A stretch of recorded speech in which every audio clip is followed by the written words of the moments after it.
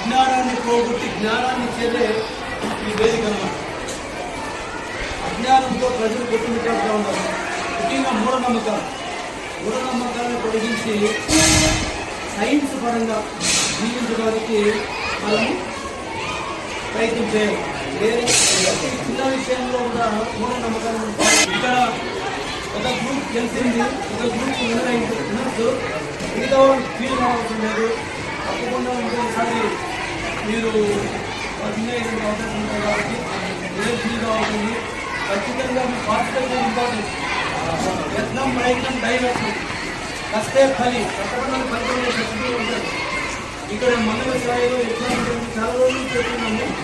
మీరు ప్రాక్టీస్ చేస్తుందంటే ఖచ్చితంగా అర్థమయ్యచ్చు.